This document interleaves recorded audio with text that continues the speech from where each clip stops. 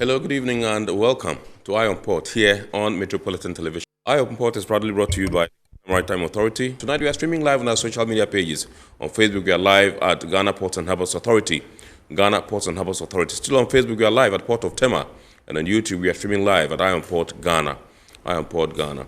Indeed, we shall be getting interactive with you, and so all you have to do is sit back, relax, and grab your phones and send us your messages and comments via our dedicated WhatsApp line, which is 0559-019-177, 0559-019-177. And when the time is ripe, I shall activate the phone lines for you to call in and contribute to the discussion.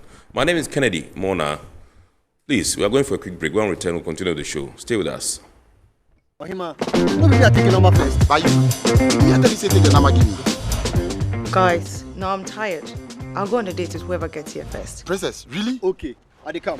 Shut up! Mame, for the tank number what? Boss, fill my tank with Super XP Raw 95. Fill up with Super XP Raw 95 and Diesel XP high performance products from Goil.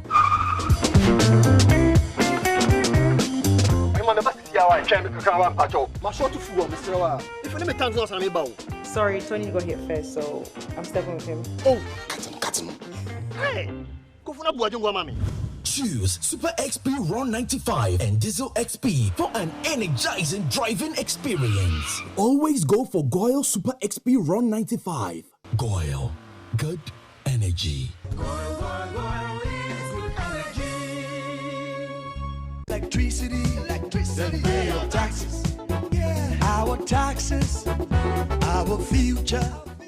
Because you see, without our taxes, we wouldn't have good roads, good schools, better hospitals, street lights, and other very important social amenities.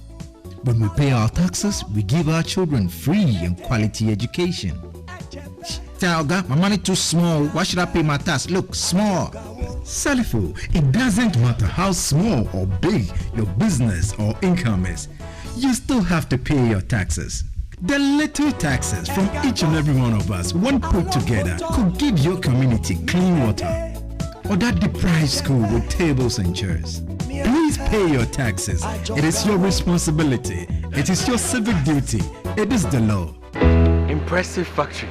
If only I had listened to you, I wouldn't have been in this mess. That devastating fire virtually wiped out the whole factory and my warehouse. Remember my misfortunes last year? Serene Insurance Asset All Risk Fire policy that I took were there to pay for my damaged stocks in the warehouse. And my machines that were affected by the floods have been replaced. My accident vehicle is back on the road thanks to Serene Insurance Motor Policy. Currently, my goods are on the high seas covered with their marine cargo insurance policy. I was just telling Ajima about Serene Insurance. Oh, Ajima, tell him more. As a road contractor, I make sure I do my contractors all risk insurance for the projects and then workers' compensation for all the workers on site. With Serene Insurance, they will make sure they will cover your unknown tomorrow today. Serene Insurance, a new face of insurance. Call us now.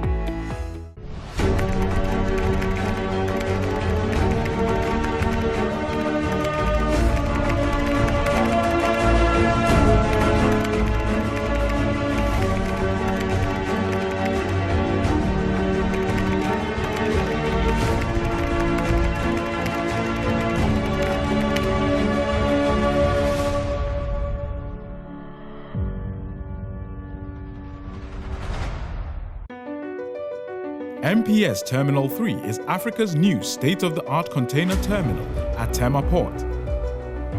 For manufacturers, agro-processors and traders, the new port means business can be done faster.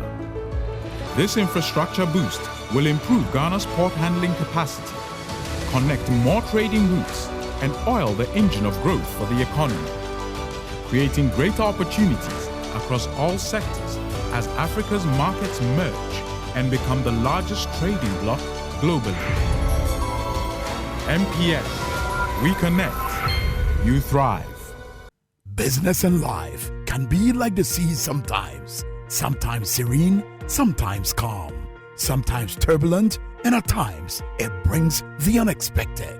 However it is like, trust Phoenix Insurance for your home, car, business, and marine insurance needs. Call 0302-246-319 or 0243-690-492. At Phoenix, you experience a delightful service delivered with wisdom.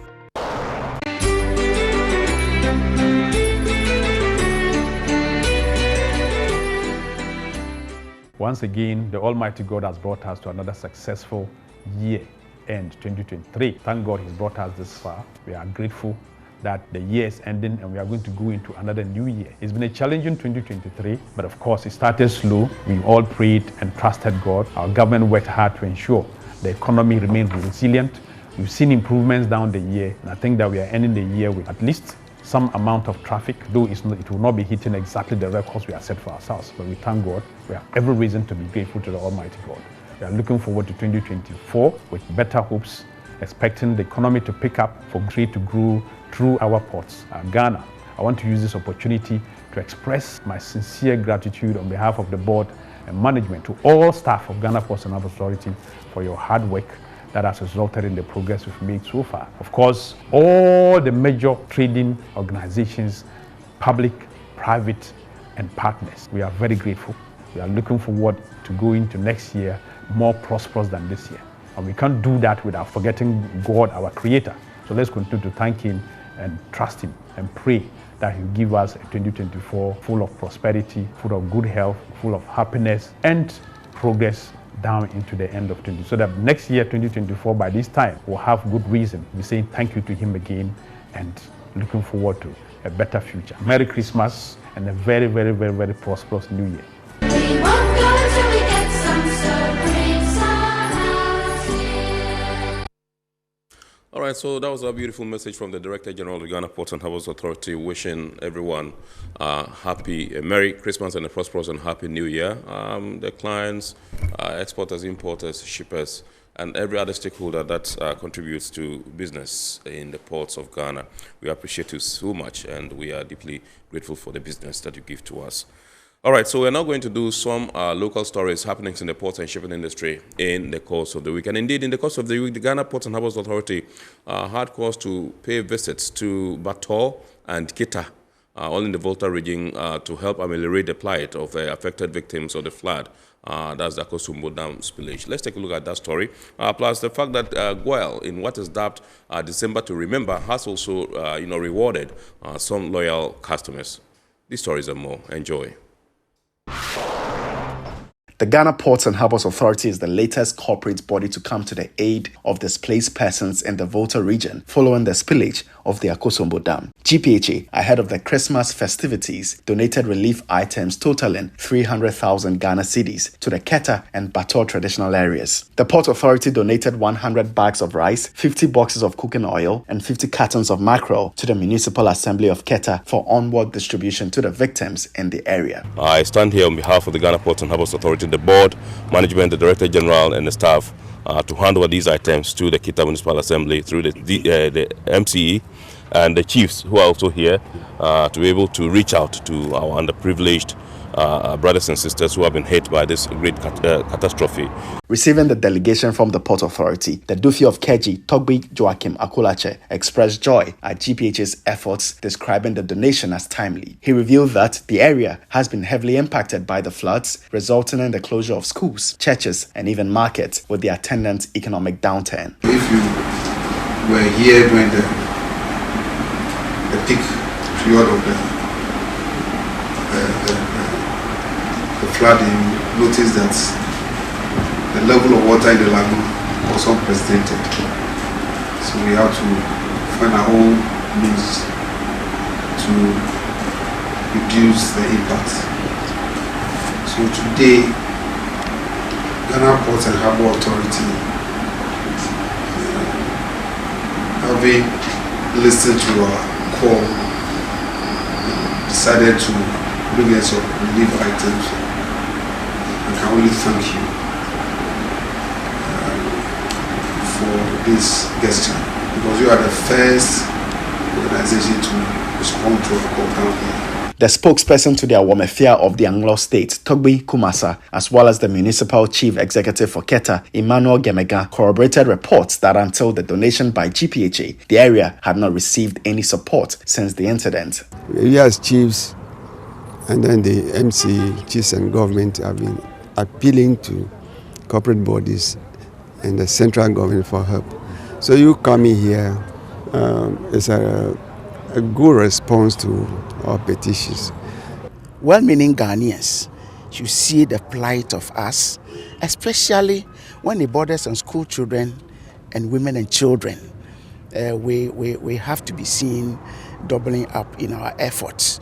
So we have written a lot, and I've been able to provide a situational report at various quarters, and we hope that just as you did this morning, others will also follow suit. In Bato, donated items included 200 bags of rice, 100 cartons of soap, 100 bags of sugar, 100 cartons of canned mackerel, 100 boxes of powdered soap, 50 boxes of oil, and 800 packs of sachet water. The GPHA team were received by the Member of Parliament for North Tongu, Samuel Okujeto Ablakwa, who was full of praise for GPHA's response to the distress call following the unfortunate incident. As Christmas is all about love, giving, compassion. It's all about extending support to one another, and that is what the Ghana Ports and Harbours Authority has done today. And on behalf of all the displaced persons, my chiefs, my queen mothers, we express our profound gratitude to GPHA. Marketing and Public Affairs Manager at the Port of Tema, Abna Sewa Opogufosu, said the donation is a demonstration of GPHA's commitment to contributing to national efforts in alleviating such crisis. What better time for us to come at Christmas, where we're celebrating love, compassion, and showing kindness to your neighbor. So, like the chief said, even though we are by the sea and their incident happened by the river, what makes us Ghanaians is our ability to bury any differences that may be there and to be able to rally around and support each other. So if we are here, it's just for them to know that they are not alone. Ghana Ports and Harbours Authority is thinking about them.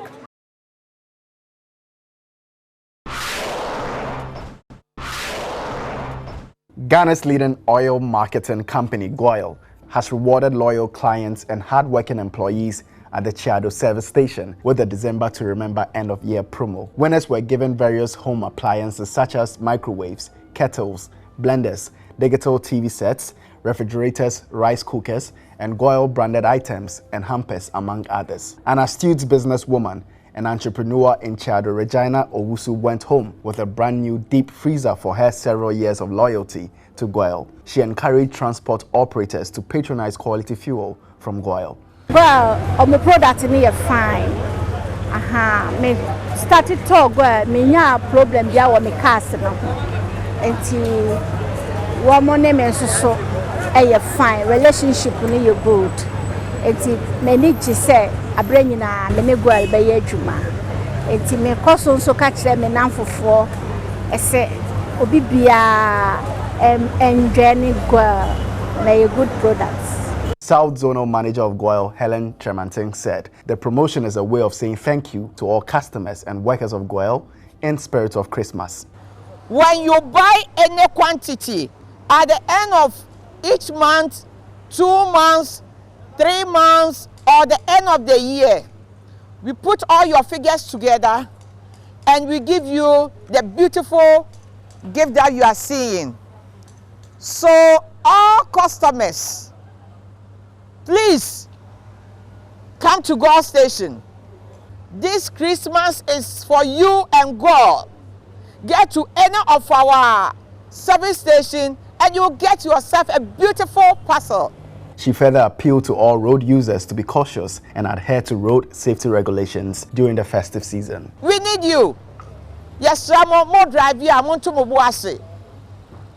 Namon driver nedia wakwa waba. Just put Super SP Ron 95 in your vehicle. And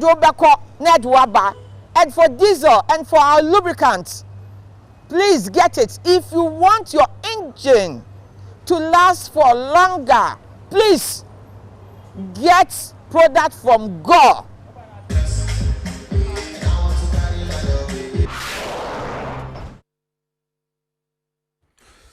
All right, it's now time for us to take a look at some international shipping stories.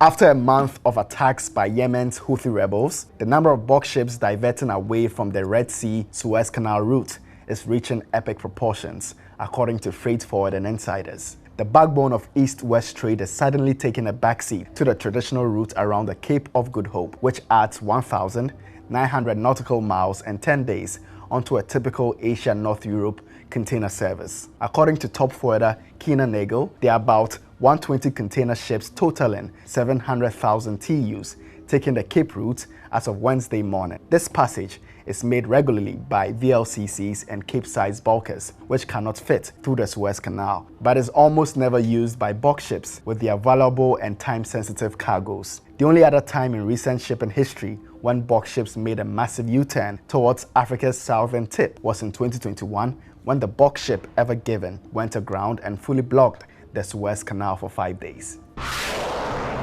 In a related development, leading liner companies including industry giants Maersk, MSC, CMA CGM, HMM, and OOCL have suspended trading on their Red Sea trade routes. This decision comes in response to a series of targeted attacks on merchant ships operating in the region, raising alarms within the global shipping community. The Red Sea is a critical maritime route connecting Europe and Asia, has witnessed a surge in security threats, prompting these major players to prioritize the safety of their vessels, crew, and cargo. Namely, the Houthi army is targeting commercial ships in the Red Sea as a form of retaliation not only against all Israeli-linked vessels, but also all those heading to Israel until the aggression against Gaza stops. The Houthi army, who control much of Yemen, including the Red Sea coast, is trying to use the attacks as a bargaining chip, pressuring the international community to address the conflict between Israel and Hamas.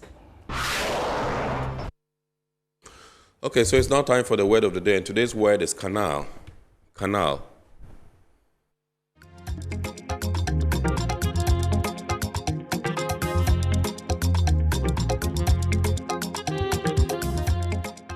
A canal is a human-made waterway that allows boats and ships to pass from one body of the water to another.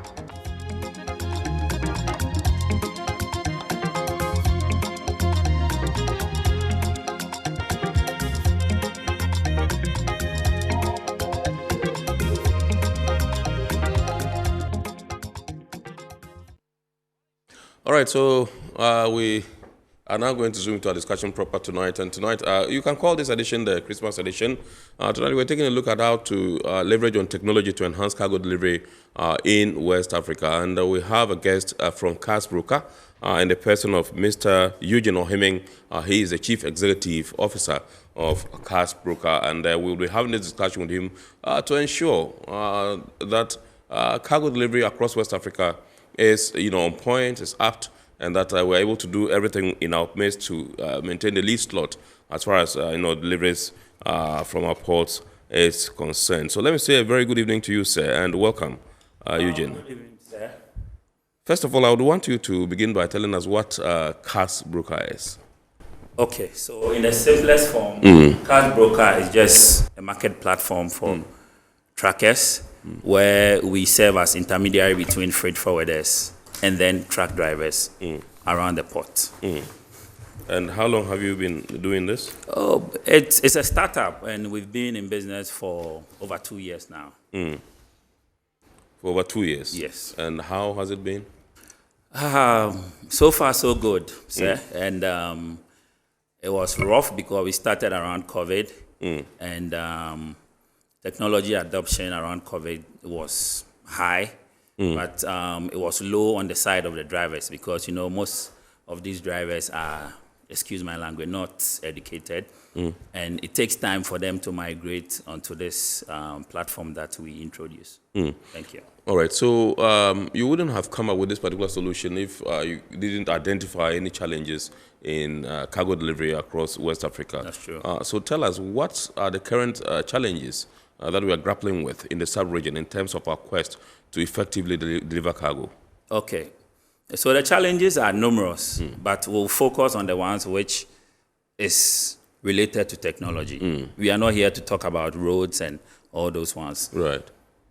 There's limited access to technology if it comes to cargo delivery in the sub-region. Right. Also, the industry is highly fragmented. Several drivers operating in silos. Also, we have environmental issues. carbon emission because driver routes are not well planned. Hence, the driver just move around and they are just emitting carbon dioxide. And that's very, very dangerous for the sub-region. Right. So those are some of the challenges that you've observed in our quest to deliver effectively cargo across West Africa. Exactly. Okay. All right. So let me find out from you, the cargo tracking market, how popular is it in our part of the world? Okay. All right. Thank you very much for the question. It's highly patronized because most of our cargoes are being moved by road. Hence, all our cargoes moving by roads are being conveyed by drivers. Right. Hence, this industry is highly patronized and very, very viable. But because of its disorganized nature, we are not seeing how effective and potential this industry can serve to this industry. When you say disorganized, what do you mean? For instance, in Ghana, about 70% of truck drivers are being owned individually. If I say individually, more or less like owner-operators. Okay. So we have a driver who owns one car. I have my own truck and I drive it myself? Is that Yes, what you mean? so those are called the owner-operators. And then we have a fraction of them who are independent drivers. So you are not the owner, but someone is the owner. But he might have just about 2 or 3 trucks running around the port. And then we have transport companies. So there are about 3 of them, owner-operators, independent drivers, and trucking companies working around the port. And before I answer your question, you asked yourself, what is technology? Technology in its simplest form is just the application of scientific knowledge for practical processes in an industry. That's all what it's about. So what science are we applying in this industry to enhance the activities? Supply chain or logistics, we may say, have 2 terms where you look at time and then you look at money. Right. If you are not optimizing some of the activities here, when you keep your cargo at the port, it calls for cost. So the last mile cargo delivery is what we are looking at. Right. Exactly. Thank you. Okay. So let's come to Ghana. You've been in operation for 2 years. Is it in Ghana or across West Africa? Okay, so we are doing Ghana and some of the landlocked countries because most of these landlocked countries ply their route through Tema. Yes. So we also serve some of these landlocked countries, Burkina, Mali, and Niger. Niger, that's a transit. Exactly. Exactly. trucks, Currently. What's the patronage like? Do you face any resistance from most of these operators, the truck operators? At first, it was very new to the drivers because they are not too familiar with this tech business. You go to them and then all what he tells you is, I just need business. I don't want any app. So we have to re-engineer all the system and put them into WhatsApp. But at the back end, we have a TMS that runs through and then manage the freight forwarders who are posting the load and then the drivers who are finding the loads. Right. So our system is very simple. We are focused on the freight forwarder. We are focused on the truck driver. Right. So truck drivers are serving the supply, which is being generated by this freight forwarder, which is the demand. So we go to the freight forwarders, they give us their cargo, and then we offer these cargoes to the drivers as load. So we are in between, and then we serve the driver and the freight forwarder. So give us a typical day in the life of a cargo truck driver who is transporting cargo, say, from here to Niger. Now, once he takes delivery of the cargo, where do you come in? At what point do you come in to ensure that, yes, the tracking device that is there, do you place place a tracking device on the vehicle? Okay, right, so tell us. So, typically, what do you do? know, one of the challenge that shippers are facing is end-to-end visibility. All the way from the origin, you want to see all the way to the his final destination. Yeah. Now, shippers see all the way from Spain. It gets to Tema port or Takoradi port. As soon as the cargo leaves the port, they are blind. They have to pray and wait for their cargo to arrive safely. We come in with tracking devices. We install them on the cargo. Hence, we send links to these importers or shippers, and they will monitor their cargo 24/7. I give you a typical example. We worked for a man who was in Europe. He heard of our service, and then he insisted his agent use our system. He was sitting in Belgium and was monitoring his containers all the way to Kumasi. It got to a point, one driver stopped around in Koko. He had to call the driver, "What are you doing here?" He said, "Oh, I had to stop and rest." I said, "Okay, fine." The first time, he didn't use our service, and it took him about 7 days for the cargo to get there. Right. Once the drivers saw that they were being monitored, they made sure. Are these your people? Exactly. So these are drivers we onboard onto our platform. So onboarding drivers onto our platform is the most crucial part of our system because we've seen several cases of diversion around the port. So we pick few points as far as data is concerned. We make sure we onboard the drivers, we vet them and approve them on our platform. Right. So any driver on our platform has been vetted and approved before we allow drivers to take cargo on our platform. So you say onboard drivers onto the platform. How do you do that? Okay, so we have devices that we use in onboarding these drivers. We take their fingerprints, their iris. We have information about their licenses, their Ghana cards, next of kin. We have few points of data that we pick just to make sure that we have full information about these drivers. I was a freight forwarder for some time. I've been a transporter for some time. And we identify the pain points. So you have the experience of both. Exactly. A freight forwarder and a transporter. Exactly. And so you blend, and currently you are dealing with both. I'm dealing with both now. So you have a grasp, hands-on experience. As Fantastic. Far as So the pain point of the freight forwarders were considered. We did survey to pick pain points of the drivers and pick pain point of the freight forwarders. The freight forwarders came out with two main issues. One of the issues were the pricing or the rate the drivers give. And another problem also was the drivers were not disciplined and were not straightforward with their work. Right. So how do we streamline this? We made sure that these drivers go through training.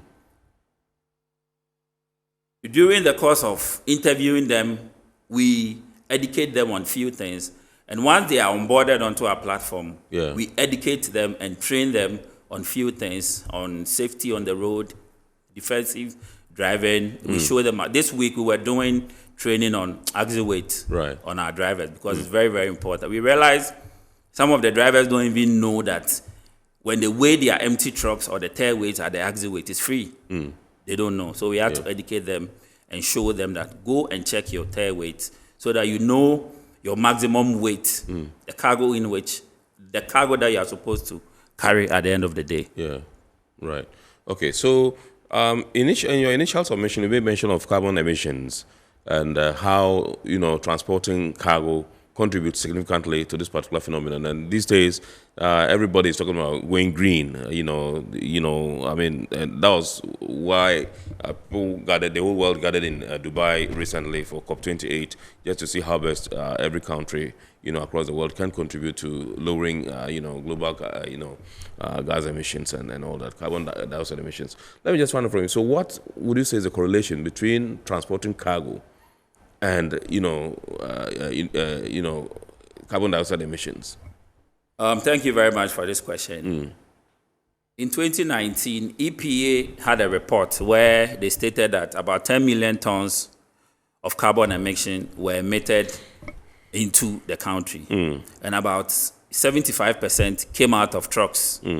So you ask yourself, are these trucks on the road being efficient? Number one. Number two, most of these about 40% of these trucks on the road are running on dead heads. If I say dead heads, they are running on empty truck. Yeah. So you find a truck being moved to Kumasi where he can drop his empty truck or drop his empty container at one of the depots there. Now he goes and then drives back empty back into the port for load. Yeah. Our platform doesn't even allow that. If you're a driver and you go to Kumasi and you're not returning any container, we find load around the region or even eastern region for you to bring back. Now, the emission here is our system has route optimization. So for instance, if you are moving from the port and it's daytime, we check on the route whether there's traffic at Pokwase or anywhere, so you don't go. Because once you go in the traffic, the carbon emission is high if you stay in traffic. So we allow them to wait and then move around nighttime, and they go peacefully and then arrive at their final destination. So we have a system where we optimize this route, check from here to Kumasi, if the driver is going to Kumasi, see all the traffic points, ask the driver to wait. For instance, he moved to Insanwem and there's traffic in Ejiso. Yes. We'll ask him to wait until the traffic is down and then he can continue the journey. That saves us from this emission being into our space. Right. Yes. Awesome. All right. So, like I asked earlier, a typical day in the life of a truck driver, using your services, using the services of cars brokers, you have your what do we call a tracker on my vehicle. Now, once I load, at what point do you come in, and at what point do you extricate yourself from the truck as you know, cars brokers? Okay. So as I said earlier, we are aggregating demand from the freight forwarders, which is the cargo. And then we are offering this demand to these drivers as supply or loads. Yeah. Now. Okay, so before you proceed, it means that the freight forwarders come to you. Exactly. They call you. Exactly. I have this cargo I'm supposed to deliver to so and so person in so and so place. Fantastic. So we need your services. Fantastic. To track the cargo. Exactly. Awesome. All right. Okay, so drivers on our platform, they stay in the comfort of their home sometimes, and then receive alerts of jobs. Once they're okay with the rate and the destination, they match the job. So all what they do is to click on the link and then put in their license number and their readiness for the job. That's the drivers. The drivers. Right. So that's all what they are supposed to do. Once the container or cargo is loaded, we affix our tracking device. We bind it with the transaction, which is the BOE. So what we do is quite different from what customs is doing, because they are focused on suspense cargoes. Yes. Cargoes which duties are not paid. Right. There's a chunk of space where cargoes being cleared. Importers want to see from the port all the way to their final destination. So that's where we come in, and then we provide that service, that visibility from the port to the final destination. We are not only providing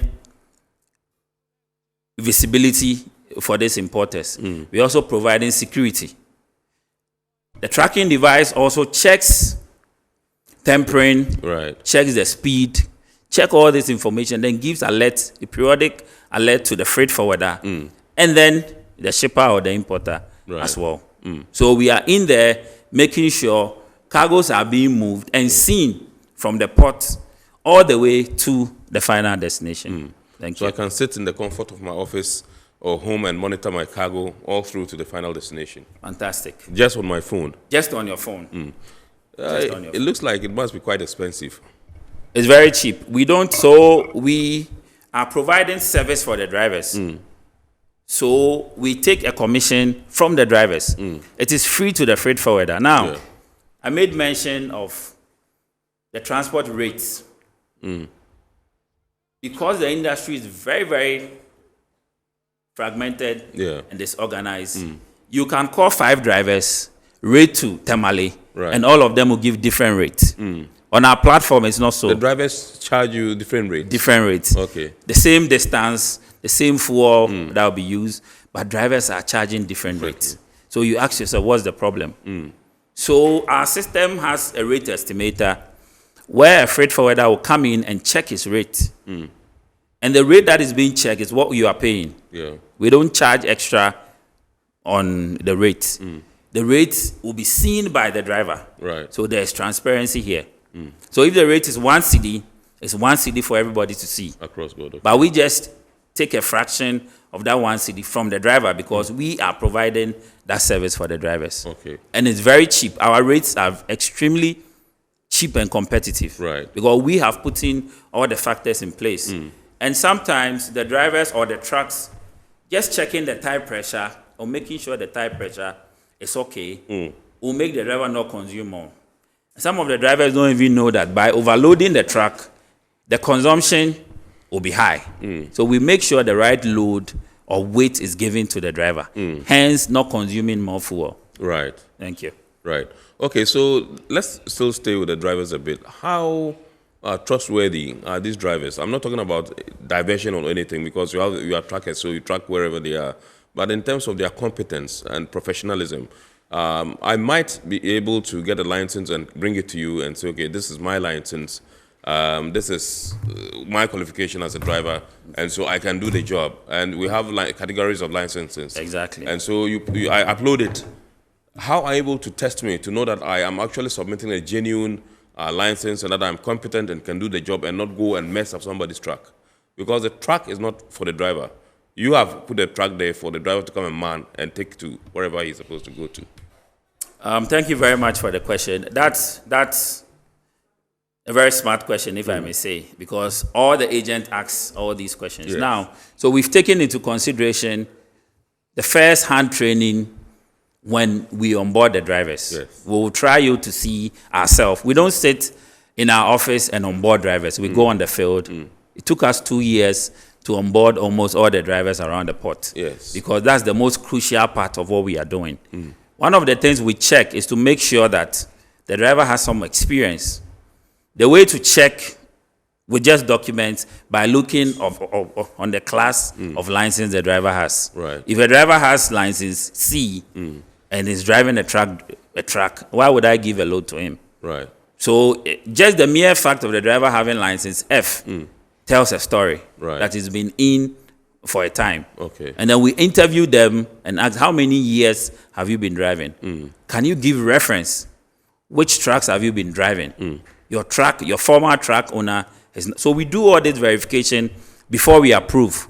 So if we check from the information you gave us and there's any hinge, we don't go ahead and approve. We will put you on hold and make sure that we verify all the information being given. So drivers are well vetted before we onboard them. After vetting, once they are working for us, we rate them. Right. And then make sure that A drivers are given to jobs which are highly sensitive. So we place them in that order.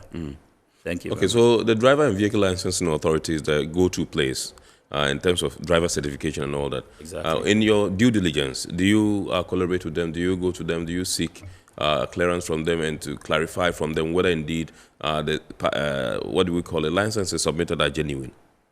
There is a platform that we use in verifying these drivers. There is a system that we've hopped onto which verifies these IDs in Ghana. So any driver we onboard, we make sure we verify on that platform before we onboard. So we onboard them with their license and Ghana card as well. So as you rightly see here, this device checks all the bio. It looks like a tablet. Is it a tablet?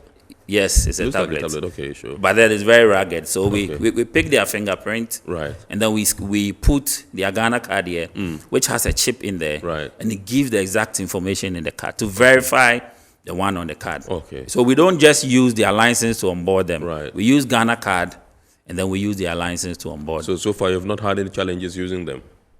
So far, no. So far, no. Yes. Okay. So 2 years down the line, I'd want you to assess yourself and see how far you have come, whether indeed you have been able to meet your targets. I know each year, like it's 2 years, I mean, just quite brief, but every year you set yourself targets and you want to achieve a certain milestone in the course of the year. Have you been able to do that? Yes, we have. From the beginning, it was very tough because... Do you have competitors? Currently, no. So you're enjoying some form of monopoly? So we started very rough because COVID, and then everybody was trying to migrate onto online. Yeah. The shipping lines, the terminals. I must commend what the terminals and shipping lines have introduced. Some years back, this is not what we were seeing at the port. Right. Now you go to MPS terminal, And if you are on green channel, within 40 minutes, you are out. GPHA also introduced what we call the e-port, and it's doing fantastic. Absolutely. So the terminals are doing well. The shipping lines have also introduced technology in their system where you can sit even in the comfort of your home and release cargo. Whereas some years back, you always have to go in there in person and get it done. I must also commend GRA and ICUMS for being so innovative as far as custom clearance is concerned.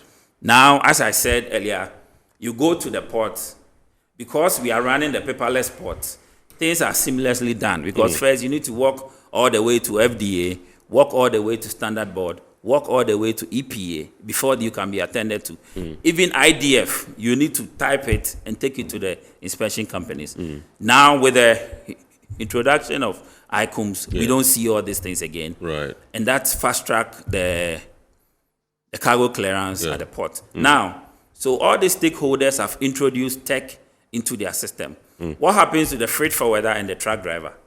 That's where we come in. So our system is ready to integrate into any form of platform where a freight forwarder can sit in the comfort of his home, schedule an appointment, and then a track will be issued. And the tracking link will be sent to any number you put in there, either the importer or the forwarder as well. Thank you very much. All right, so let's take a look at the benefits of cards. But before then, we'll take a look at the digital marketplace and what sets you apart, makes you special in terms of tracking. So what we are running is non-asset-based tracking platform. So we don't own the trucks. Right. We onboard drivers, and then we present them, those which have been approved, to these freight forwarders. Okay. So we don't deal directly. Whose responsibility is it to provide a truck? Okay. So that's our mandate. Right. So any driver we onboard drives under our authority. Right. So you listen to us, we show you the way, you follow, and then we have a successful service. Where do you access or source your trucks from? So when we started, we went straight to JAP2, right, which is the union which have these drivers working under them. So JAP2 is the first place we went. Right. And then we went also on the market because some of the tracking companies are not part of the union. So those who are not part of the union, we go directly to them, and then we onboard their fleet onto our platform. So we don't only have union tracks on our platform. We have tracking companies also who are in the fleet range of 50, 20, 10, even one. Right. Bring them onto our platform. And then we try and make sure that they are onboarded and approved. And then we seek for jobs for them. So it's our mandate to seek for jobs for these drivers. So we tell them, don't bring the truck all the way to the port to cause any traffic and congestion around the port. Just stay home, and then jobs will be issued to you, and then you come the next day and work. So we hope that in the near future, drivers will not be seen parked around the port, parked in their homes, wait for their turn, and they just drive all the way to the port and load. Do you have numbers or the number of trucks you are working with at the moment? Exactly. So we onboarded about 2,700 trucks, but we've approved only 700 for now. What happens to the remaining 2,000? Okay, so some of them you check their numbers being given, and the names on the numbers is quite different from the names on there. As I told you that the onboarding process is very rigorous for us. We make sure that the right drivers are being onboarded on the platform. Right. So it takes us quite some time to approve a driver. So maybe by the end of next year, we'll be able to approve all these drivers, and then all the 2,700. Exactly. Right. Exactly. So it means that there's a shortfall. Exactly. Would you say that? Rightly so. So we next year we've introduced more devices, and then we are going to the field to make sure to verify some of this information. Because if a driver gives us information, we don't just base on the information being given and approve. Right. A lot of background check is done. That takes some time. But then we are employing more hands to fast track this checking and verification activity so that we'll be able to do all these drivers and then approve them. Thank you. All right. So, are you accountable or are you responsible for some of the rickety trucks that we see on our roads? You know, I'm just trying to find out from you the criteria you use in the selection of your trucks, because there should be some criteria, because they should be roadworthy, they should be strong enough to be able to do the job, rather than perhaps load and go breakdown along the way. And most of the time, we see some of these trucks very rickety, very, very worn out. And you can see it's crystal clear physically that this is not on, but they are on the roads. What's the criteria for selecting or choosing the trucks that you onboard these drivers onto? Thank you very much. Every driver we onboard has to be cargo worthy. If I say cargo worthy, roadworthy has to be active. Insurance has to be active. As I rightly said earlier, we don't sit in the comfort of our office onboarding the drivers. Yeah. We go inspecting these drivers and inspecting the truck as well. Yeah. One of the things we look out for is worn-out tires. We will make sure that the driver is in shape, the truck also in shape. So we register the driver separate, and then we also onboard the truck separate. We don't onboard all of them, because you have a driver driving a truck today, and then tomorrow he's no more driving. So we deal with the driver separately, and then we deal with the truck separately. Right. At the time of the job is when we match the driver and the truck. But we make sure every driver we onboard or every truck we onboard is of cargo worthy. Yeah. So if it's cargo worthy, then it means that we are not responsible for those rickety trucks moving on the road. So we make sure the truck is in good shape, the axles are okay. Some of the problems these drivers have with these axle weights is because some of the axles are spoiled and they don't even know. So we have devices, machines that we use in diagnosing trucks that we onboard as well, and make sure that they are in good shape. Especially if we have a long journey service that we have to apply, like the Burkinas and the Mali. We make sure we check all the tires, they are in good shape, and then we diagnose the car and make sure that the car is in good shape for the job. Okay. Thank you. All right, because that was going to be my next question. Because if DVLA says the car is roadworthy, and you look at the car physically and think that, no, this is rickety, it can't do the job. I was going to say, do you accept it just because by mere virtue of the fact that DVLA says yes, it's roadworthy? That was what I was going to ask, but I think that you have dealt with it. So let's take a look at the benefits that would accrue to somebody that engages you or uses your services. I mean, you've mentioned some of them and how you can sit back in the comfort of your home and monitor the cargo all through to the final destination and all that. I just want to find out from you, what do they stand to gain if they should ignore all others and say, okay, I want to go with you? Okay, so the first thing they have to consider is that is the comfort. Right. And the comfort they are enjoying is not coming with a price. That's pure comfort without any additional cost. Number two, we have cargo insurance covering every cargo that we pick, which is the goods in transit in cargo. You buy the insurance for Yes, we buy them from the commission we make. Right. Because we have to make sure the service is not that premium. That even though very expensive. Even though it's premium, we are trying to reduce the cost, because the cost of doing business at the ports, we are all trying to reduce that cost for the customer. Because bear in mind that any cost added to services at the ports comes in the long run on goods and services that are being sold on the market. So we make sure that we are not highly expensive. All this insurance that we are patronizing, we don't surcharge it to the customer, which is the forwarder. We absorb it from our commission that we make, and then make sure that the cargoes moving from point A to B moves in a safe way and then arrives without any problem. Now, when you say driver-based costs is one of the factors that accounts for high cost, rising costs, perhaps in terms of doing business, what do you mean? How do they become the factor that is making the cost go high? I know you earlier mentioned about the fact that, yes, all others, they have the prerogative to choose, and they are able to determine what rate they will charge and all that. But yours is a flat rate, and you make it transparent as possible. And so you either agree or you don't take it, and you move along. But tell us, how do they contribute to the high? Okay, so if you look at the operational cost of trucking, yes, the highest among is fuel.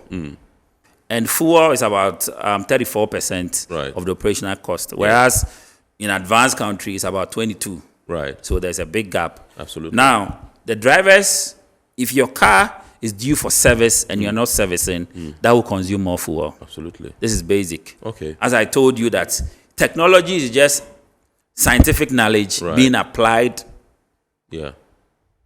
practically. Yeah.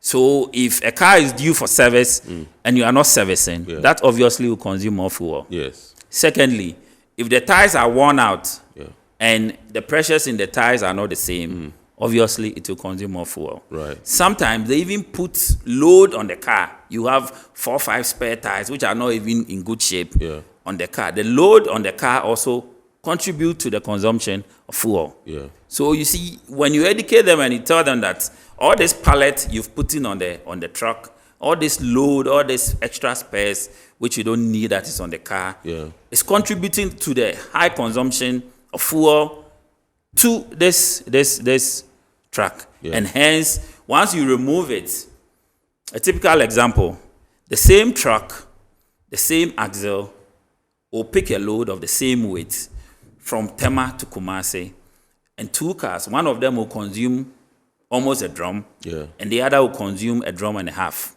The same destination, the same truck, the same weight. When you check, you realize that one was due for service 6 months ago.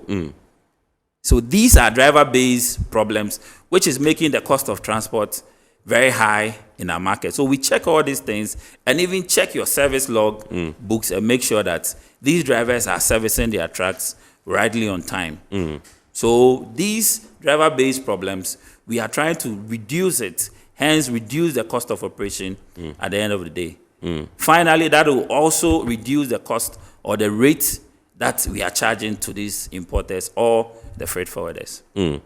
All right, so let's take a look at the adoption of technology and how that would help. I want to say that if you come to our ports, like you rightly mentioned, I mean, there are a lot of things that have been done for automation, for digitalization and all that, and that kind of like eases, the process in terms of doing business and all that. But with reference to transportation and tracking, how far have we come in terms of technological penetration? I might say we've come a long way, and we have also some years ahead of us to catch up. Right. Once we are talking about technology, we need to also compare what's being done elsewhere and what's being done here. Yeah. There are few technologies which can be introduced into the sector, which will make the sector very, very efficient. If you talk about e-tracking, as I rightly mentioned earlier, if you talk about making sure these drivers service on time, if you talk about the drivers picking the right load, because most of these drivers are not even aware of the weight they are even carrying. Around this time, every driver wants to carry a cargo around the port. Hence, they don't even check the weight that they are carrying. Overloading the truck causes a lot of problem to the truck, increases the wear and tear, makes the truck to consume more fuel. Now, technology being introduced here, for instance, if you get to the port, once you enter the port and come out, technology ends there. Right. Because if you are going to MPS, the gate operating system, it's been highly automated. Yes. Hence, you don't see anybody at the gate. You go and then you come out. Once the driver come out of the port, everybody is blind. Nothing is being seen. The first point I mentioned earlier was optimization of the route. Yes. So we have a system to check the route in which you are going to fly and make sure that there's nothing on that route, no roadblocks, no traffic, and then you go smoothly to your final destination. This is what we have introduced, which is called the route optimization system, to optimize and make sure that we have efficiency at the end of the day. Once efficiency is gained, it reduces the cost of doing business as well as far as tracking is concerned. So these are some of the tech services that we provide. I'm curious because I know there are so many people complain of a lot of roadblocks. When you're going to Burkina, Mali, Niger. So I wonder how you can have a smooth sailing per what you just said. How is that? Okay, so we don't even come in as far as customs processes and procedures are concerned. We are just a private company offering a service to the freight forwarder and the shipper. Right. Now, if a driver gets to a roadblock, all what he needs to show, because we also link the drivers on the platform. Yeah. The driver can show the officer, be it customs or police. Right. He can even see the route, can even see the weight he has carried. Because we are running in a paperless world, these drivers, first we have to give them all the invoices and parking lists and all this information. But on his phone, you can see the declaration number and then see the route, the time he loaded from the port, see all this information as more or less like a timeline being scheduled for the driver. So the roadblocks, we have little mandate or say as far as police checkpoints and customs checkpoints are concerned. We are providing this service seamlessly for freight forwarders and the drivers to ply through. Tell us about customization and integration. Okay, so our system is very simple. So in the customer's front, it's all about WhatsApp and phone call. Right. At the back end, that's where we have our TMS, which can integrate to any form of terminal operating system or track appointment system, scheduling system, release systems from the shipping line side. So if you want to just release, we can integrate to the shipping lines. I recently even realized that most of the shipping lines even have open APIs where you can easily integrate. When you say API, what do you mean? Okay, so application programming interface, where two systems can speak to each other. So the shipping lines have even made this provision available on their website. A typical example is MSC. If you go to their website right now, they have made provisions for integration, for invoicing, for release, for booking. So once you have this API, you can just connect freely and then sit in the comfort of your home and then request for service from these shipping lines. Right. So applies to the terminals. I know MPS has a lot of provision as far as API is concerned. ICUMs also have API integration.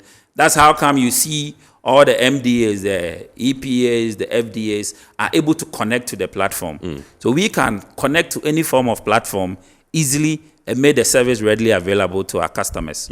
That's the drivers and the freight forwarders as well. Now you tout 24/7 availability as one of your strongest, points, and good customer care. Tell us about it. Okay, so I give you a personal experience. One of your strengths, yeah. So we are readily available to answer to any call. As I tell you, when they send in the request, it goes to the system and comes to on our WhatsApp as well. Right. So even if it's 1 a.m., 2 a.m., there's somebody ready to attend to your needs. But hardly do you see requests coming in after 9. But then we are available 24/7 to make sure that we attend to the needs of these freight forwarders. Because most of the freight forwarders would want the track now. Yeah. They request and they want you to provide. That's where we come in. We have the pool of tracks, and at any given time, we can match the load in which you are posting. Right. So their request, we call it posting of the load. They post load, and the drivers come in to find the load. Right. One of the things that we do that saves time is instead of allowing the drivers to bid for the job, we do bidding process every week. Yeah. For instance, we have regular routes in which we ply. Right. The Accra, Spintex, Tema, Kumasi, Temale. So every week, we make sure the drivers, we agree on the rates with them. Yeah. The drivers also have a say in the rate estimation. We don't just sit somewhere and then give them figures to accept. Yes. The drivers on their own, every week, every Monday, we send them prices of the current fuel prices, which is the highest factor as far as the rate estimation is concerned. Yes. After that, we also make sure that they agree on the rates on the basic routes, the Kumasi, the Tema, the Temale, the Accra. Yeah. So once the rate is agreed with them, immediately you come in with a request. We negotiate with you and make sure that it's falling in line with what we have agreed with the drivers. Hence, to save time and make the service very seamless for you, the freight forwarder. So we deal directly with freight forwarders. Right. We don't deal with the importers or shippers. We only send alerts to the importers or the receivers at the end of the day. Right. But we deal directly to with the freight forwarders and the truck drivers as well. Awesome. All right, so this is Eye on Port here on Metropolitan Television, and Eugene Oheming is the Chief Executive Officer of Car Broker. Cars Broker, they are into tracking, of vehicles as far as transportation of cargo is concerned across West Africa. And you heard him, the good things that they are doing to enhance cargo delivery in West Africa, particularly to our neighboring landlocked countries of Niger, Mali, and Burkina Faso. Because tonight we are discussing how to leverage technology to enhance cargo delivery across West Africa. We're going for a quick break. When we return, we'll continue the show. Please stay with us.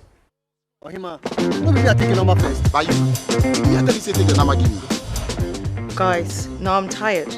I'll go on a date with whoever gets here first. Princess, really? Okay, I come. Shut up! Mame,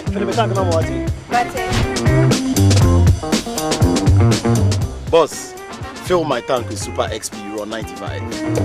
Fill up with Super XP Ron 95 and Diesel XP high performance products from Goil.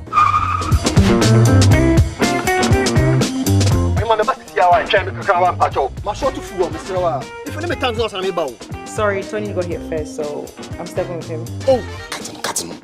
Hey, go for a Choose Super XP Ron 95 and Diesel XP for an energizing driving experience. Always go for Goil Super XP Ron 95. Goil, good energy. Electricity, then pay your taxes. Yeah. Our taxes, our future. Because you see, without our taxes, we wouldn't have good roads, good schools, better hospitals, street lights, and other very important social amenities. When we pay our taxes, we give our children free and quality education. Talga, my money too small. Why should I pay my tax? Look, small. Salifo, it doesn't matter how small or big your business or income is. You still have to pay your taxes. The little taxes from each and every one of us, when put together, could give your community clean water or that deprived school with tables and chairs. Please pay your taxes. It is your responsibility. It is your civic duty. It is the law. Impressive factory. If only I had listened to you, I wouldn't have been in this mess. That devastating fire virtually wiped out the whole factory and my warehouse. Remember my misfortunes last year? Serene Insurance Asset All Risk Fire policy that I took were there to pay for my damaged stocks in the warehouse. And my machines that were affected by the floods have been replaced. My accident vehicle is back on the road thanks to Serene Insurance Motor Policy. Currently, my goods are on the high seas, covered with their marine cargo insurance policy. I was just telling Ajima about Serene Insurance. Oh, Ajima, tell him more. As a road contractor, I make sure I do my contractors all risk insurance for the projects and then workers' compensation for all the workers on site. With Serene Insurance, they will make sure they will cover your unknown tomorrow today. Serene Insurance, a new face of insurance. Call us now.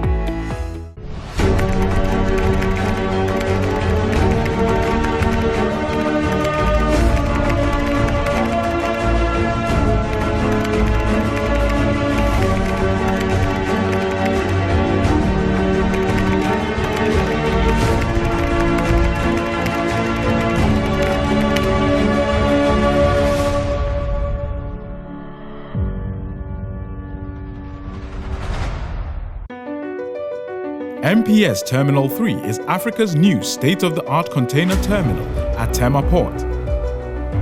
For manufacturers, agro-processors and traders, the new port means business can be done faster.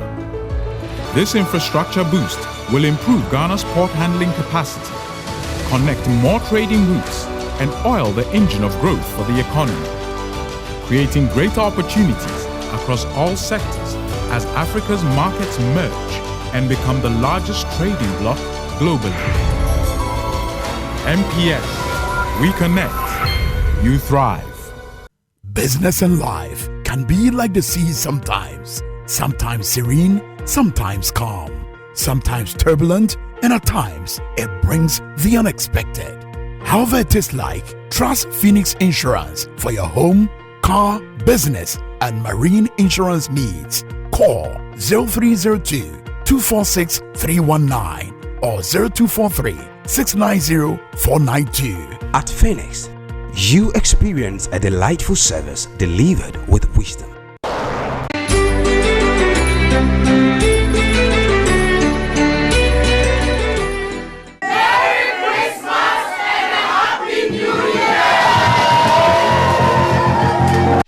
We wish you a Merry Christmas and a Happy New Year.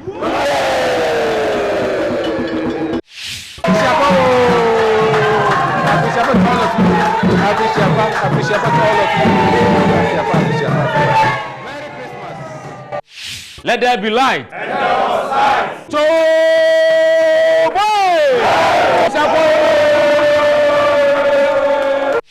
Happy New Year! Merry Christmas and a Happy New Year! Happy New Year! Merry Christmas!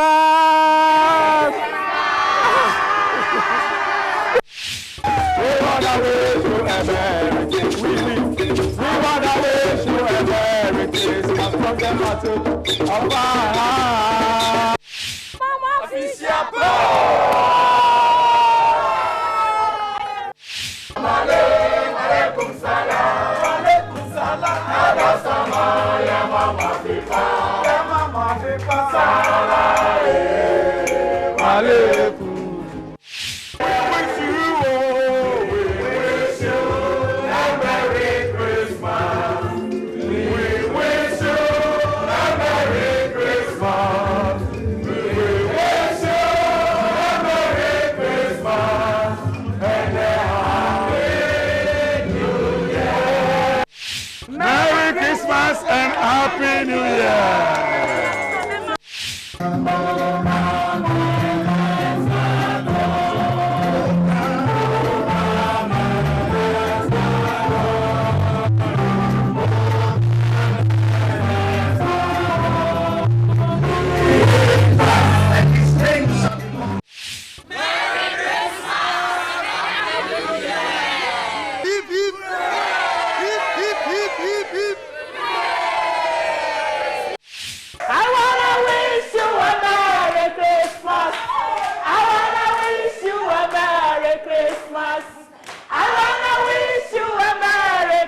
From the bottom of my heart.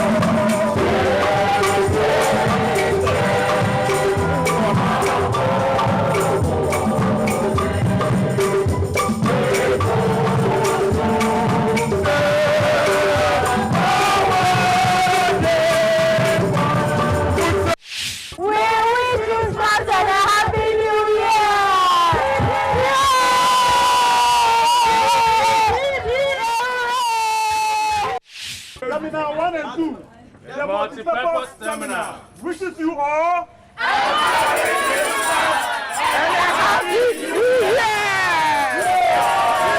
Hip, hip, hip! Hip, hip, hip! Merry Christmas to you, Merry Christmas to you. Merry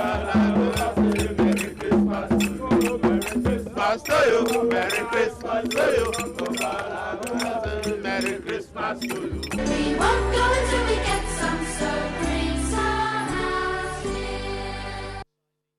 So compliments of the season from the staff of Ghana Ports and Harbours Authority to you all. We thank you so much for choosing us. We wish you a Merry Christmas and a very prosperous New Year. Tonight on Iron Pod, we are discussing how to leverage technology, to enhance cargo delivery across West Africa. And in our studios tonight is Mr. Eugene Oheming, who is the Chief Executive Officer of CARS Broker. They are into vehicle and cargo tracking, and they are currently operating in the port of Tema. And in his initial submission, he said, look, they have about 2,700 trucks, but currently they are doing only 700 trucks, and they wish and hope that in due course they'll be able to offload all the 2,000 trucks. That will make it 2,700. It's no mean an achievement, and we wish to commend them for what they have achieved so far. Let me come. I think you have some devices. We have some messages here. Maybe a few callers will also want to ask one or two questions. If you have any questions, you can call. The number to dial is 020-552-8353. 020-552-8353, 020-552-8353. You can call in and contribute to the discussion. If you have any question you want to put forward to Mr. Oheming, and he'll be able to provide some responses to you. I can see you have some devices in front of you. Can you go by, over them one by one, maybe in 30 seconds each, and let's see if we can, what they do. Yes, this is the tracker you are holding. This is the e-tracking device we have that we have fixed them on the containers, right, or on the bulk cargo, right. So once the cargo is being moved from the port to the final destination, so this is intelligent seal lock, right. So it does sealing of the container as well, which secures the cargo, right. And then it monitors 24/7, right. It takes about 20 days on the journey to go off, right. So this is what we use for cargoes being moved from the port to the final destination. Right. Now so how easy is it to destroy this? If I want to tamper with it and destroy it, just okay. So it has sensors and alarms where even if you try to put a metal trigger closer to this, it will trigger an alarm. Okay. And then we have these devices where this is also for trucks. Yes. If you are a truck owner, not only trucks. For trucks, any form of equipment, okay, be it excavator, be it bulldozer, right, or trucks, right, or even Murphys at the port, right. So if you want to fix them permanently on the trucks, it takes about 3 years, right. So we have requests where once you fix it on the truck, it takes 3 years to go off. 3 years, exactly. Goes off. Okay. So we will maintain it for you, service it every month, and make sure these devices are working on your trucks for you. Okay. Now, so we have this solution, warehouse solutions that we have here. So this is also a tracking device, but this comes with inventory management system, where for bonded warehouses, for free zone warehouses, or even for your personal warehouse, for stock taking. Right. So these are fixed on the gate of the warehouse. Once you open the warehouse, it triggers into the back end of the system, and then you have to match every opening with a transaction. Right. So if it's not a normal cleanup where you have to just go into the warehouse and clean, and it's for work, we have scanners that scans automatically on the boxes or the packages that are being entered in there. And once the packages are coming out, it's being scanned as well, and that is recorded in the system. Right. So you can be anywhere and still monitor your stock in your warehouses. So these are the devices we've introduced that is helping the community. Yes. So the freight forwarders, the truck drivers are in safe hands now. Absolutely. Thank you very much. Awesome.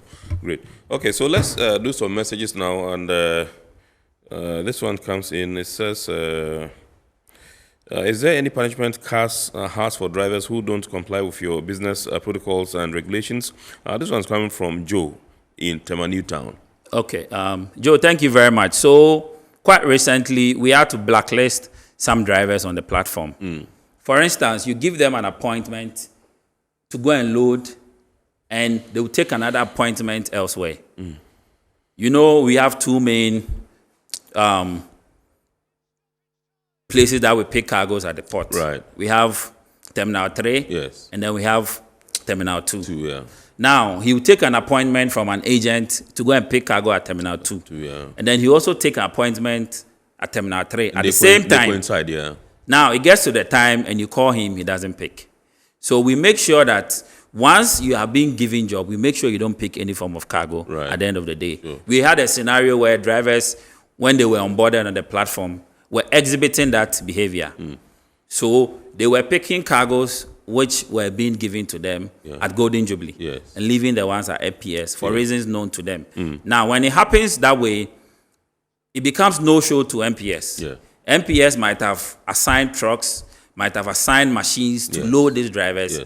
They will expect these drivers, and none of the drivers will call or show up. It becomes no-show to MPS, and that's very bad. On our platform, we will know drivers which are calling for no-shows, and we take them off the platform. So your first punishment is to take you off for 2 months, and then we try and educate you and tell you the essence of not cancelling an appointment without any form of recourse. Thank you. All right. So we have Grace, who's calling us from Tema 25. Good evening, ma'am, and thank you for calling. Good evening. My name is Grace. I'm calling from Community 25. Awesome. Please shoot. I'd like to ask a question to Mr. Eugene. Yes. Okay. So he made mention of the drivers are being monitored. Yes. On their routes going. So what if the driver misplaces his phone or decides to run away with the truck and throws away his phone? How do they track him or call him to know where he is? Okay, the driver deliberately throws away his phone and, runs away with the truck. Yes. And the cargo. Okay. Yeah. Thank you. I must say that will be very difficult because we are not there. The devices are fixed on the cargo, on the container, sealed. The driver plying on the road cannot open, do not have access. This device can be remotely opened or use an RFID card to open. So the driver will not have any form of access to open this cargo. Now, on the issue of diversion, as I said earlier, we try and go through rigorous means to onboard drivers. So the driver personality is something that is considered a first. We ask some questions like, how many cars have you drive in the space of 1 year? Because you have a driver hopping from one car to the other to the other. That sometimes tell you the kind of behavior the driver exhibits on the job. No driver can just run away with our cargo. So far, so good. You haven't received any such? We've not received any form of cargo diversion. Our system have been used to even help freight forwarders who did not even ply our service. 2 instances where we had agents coming to us that they loaded 6 containers from Jubilee, and right after coming out, one of the drivers diverted the cargo. Through our system, we were able to help the agent with some information, and then he was apprehended the next day. The following week, we had another incident where an agent also came to us with the same diversion issues. I can tell you, diversion cases around the port happens every other week. But because it comes out of the port and there's no issue of revenue at stake for custom to chase, and there's no issue of shipping line charges, nobody even cares about it. We coming in this space have realized that diversion is a major problem around the port. And drivers are diverting cargo every other week. So our solution here is to help monitor. We will not give you a driver who will come and divert your cargo because we have data points, next of kin, their house location, which have been verified. So we make sure that drivers moving cargoes on our platform are well vetted and approved. That's how come it has taken us long to approve all these drivers on our platform. All right. Okay, so I understand we have Jamra, who's calling us from Amazon. Good evening, sir. Hello, Mr. Jamra. Yes, sir. Hello. Yes, sir. Yeah, hello. Hello. Yes, we can hear you. Please go ahead. Yes. So, okay. Is there, do they have processes where, is there a process where, for genuine reasons, maybe for genuine reasons, a truck cannot pick up? If for genuine reasons, a truck cannot pick up a cargo designated for the driver to pick up, even some genuine reasons. Is there a process? Maybe the truck can break down at the last minute. Is there a process where those things can be rectified? Okay, process where it can be rectified? Yes. Okay, all right, sure. For genuine reasons. Okay, all right. So the truck breaks down at the last minute. You know, it's a vehicle. Anything can happen at the last minute. Right. Okay. Thank you. Thank you very much, Mr. Jamna. Okay. Thank you very much. So with the terminals, MPS, for instance, has a block appointment system window of 3 hours. Right. So if a driver has an appointment, he has a window of 3 hours to honor that appointment. Should in case at the last minute he's not able, well, we call the drivers an hour before the time. Yes. So once we call you, are you ready? Are you cargo ready to go and load the cargo? Yeah. If they say yes, we go ahead and then confirm the load. Yes. If they say no, because we have a pool and MPS has a facility where you can cancel that and then rebook another truck, that can be easily done. For GPHA, which is quite easy, once the load has been released, the truck can go in there. So upon any reason that you cannot show up for that appointment, we have pool of drivers to replace that truck with another truck. Right. So cars are machines and has fault or has the ability and tendency to break down at the last minute. So we don't fault drivers when that happens. Okay. Some drivers have genuine case. Some don't. Yes. They would pick several appointments and decide to honor one. Right. And when that happens, it becomes no show for the other terminal. And that's not what we accept on our platform. Okay. We have barely a minute to go. This one says a lot of your stakeholders are drivers who you earlier admitted are often illiterate. What are the common challenges you face when trying to get their buy-in with the new this new service? This one's from Apia in Wager. Apia, when we started, we had a front-end app for the drivers. We had a driver where we assigned a job to. He called us because he was supposed to just accept the transaction. He called us that he doesn't have data. So we should send him data before he can accept that transaction. Right. And I'm like, I'm bringing you job and you're asking me to give you data before you accept the job. So we had to go back to them and find out which means will be very convenient for them. And they said WhatsApp, call, or text.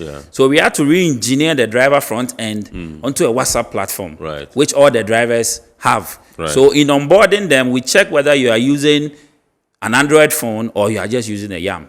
We have all these data points where we make sure that drivers with YAM, we send them the link via text message and they call and confirm. Those with Android will just match the load on their phone and they are in on the platform. This one says, how do you envisage your niche industry in the near future? Do you see more companies follow your lead in the sector? Kwamina from Solpond. Obviously, Kwamina, we are in a country where once a business comes in the limelight, everybody also follows suit. But once we are in and then we've gone through that pain point, we will pave the way for others to also come in there. So obviously it's open for everybody. The market is very big. We are doing close to about 1.2 million TEUs on the average in a year now. We cannot cover all. So a lot of people can come in, but come in with the fundamentals. Yes. So in conclusion, economic impact on development, just 30 seconds. Okay. Our time is up. Okay, all right. Thank you very much. Once there is efficiency, there is cost reduction. Right.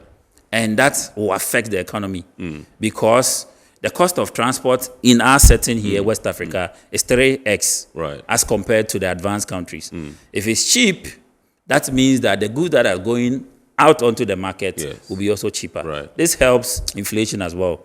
So once we're able to optimize the activity, efficiency is achieved, inflation also goes down, goods and prices at the market also becomes cheap for everybody to patronize. Awesome. Thank you very much. Thank you very much indeed, Mr. Eugene Ohiming, who is the Chief Executive Officer of Cars Broker. They are into tracking of vehicles and indeed cargo. And they are operating currently in the port of Tema. He told me they would be in Takoradi pretty shortly, and then the Kotoka International Airport pretty shortly, and then they will spread to the across the West African sub-region. Remember, tonight we've been discussing how to leverage technology to enhance cargo delivery in West Africa here on Iron Port. We thank you so much. I would like to say a big thanks to our sponsors, Ghana Revenue Authority, Goil PLC, Serene Insurance, Ghana Link Network Services, Meridian Port Services, indeed, and Phoenix Insurance. Remember, the show is powered by the Ghana Ports and Harbours Authority. God willing, next week we shall bring you a recap of all that has transpired in the year on the show, and we shall be wrapping up the year with that. We thank you so much and wish you the best in the Yuletide. We wish you a prosperous new year ahead, and enjoy the merry and make merry during the Christmas, and we will be meeting again on the 31st to wrap up the year. We wish you the best and keep watching the rest of our programs here on Metro TV. My name is Kennedy Mona. Remember, the abridged version of the show will be aired on Ghana Television on Wednesday at 8:30. Enjoy that too. Have a super evening.